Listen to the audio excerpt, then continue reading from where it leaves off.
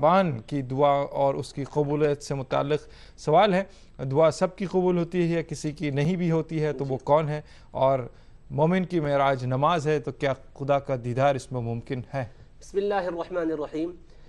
جہاں تک شعبان کی 15ویں رات کی بات ہے، یقیناً یہ تو بڑی فضیلت والی رات ہے۔ احادیث صحیحہ میں اس کی فضیلت بھی کثرت سے بیان فرمائی گئی ہے۔ اہتمام کے ساتھ حضرات صحابہ کرام رضوان اللہ تعالی علیہم اجمعین اس رات میں عبادت بھی کرتے تھے اور دعاؤں میں مصروف رہا کرتے تھے۔ بخشش اور مغفرت اللہ تبارک و تعالیٰ کی بارگاہ سے عام خیرات کے طور پر بندوں کو نصیب ہوتی ہے، لیکن ایسے موقع پر بھی کچھ حضرات ایسے کچھ افراد بھی ہیں کہ جنہیں رحمت و بخشش سے محروم کر دیا جاتا ہے۔ اللہ اکبر۔ اور یہ بھی رسول کریم علیہ السلام نے اس رات کے گزرنے کے بعد نہیں فرمایا، پہلے ہی ہمیں بتلا دیا ہے تاکہ انسان آنے والی رات سے پہلے ان گناہوں کو چھوڑ دے اور ان سے توبہ کر لے، اور جو اس میں تفصیل بتلائی گئی ہے اس میں ملوث ہونے نہ پائے۔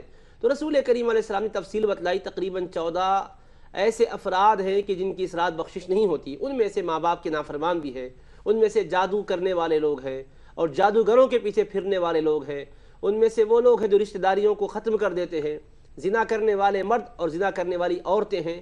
تو یہ وہ ہیں کہ جن کی اللہ تبارک و تعالیٰ ایسی رحمت بھری رات بخشش نہیں فرماتا ہے۔ جو مسلسل شراب کے عادی ہیں ان کی بھی بخشش نہیں ہوتی ہے۔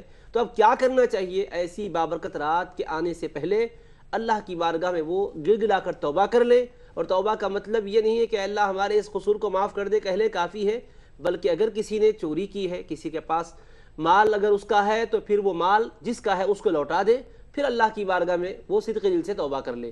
کسی کا حق ضائع کر چکا ہے تو وہ حق والے کو حق پہنچا دے، یا پھر یہ کہ اس سے معافی تلافی کر لے اور اللہ کی بارگاہ میں توبہ کر لے۔ تو وہ رات آنے سے پہلے اگر اس طرح سے بندہ اس گناہ کو ترک کر دے اور گناہ کو ترک کر کے توبہ کرنے کی جو تفصیل ہے ویسی توبہ کر لیتا ہے تو اللہ اس رحمت والی رات کی رحمتوں سے اسے بھی مالا مال فرما دیتا ہے۔ اب رہا دوسرا مسئلہ کہ نماز مومن کی معراج ہے، تو کیا بندے مومن کے لیے اللہ کا دیدار ممکن ہے؟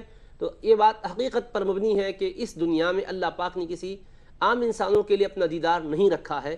بیداری کی حالت میں کوئی انسان اللہ پاک کو یہاں نہیں دیکھے گا، وہ تو محشر کے میدان میں ہوگا، جنت میں ہوگا، جس کے لیے قرآن کہتا ہے وجوہ یومئذ ناظرہ الی ربہا ناظرہ۔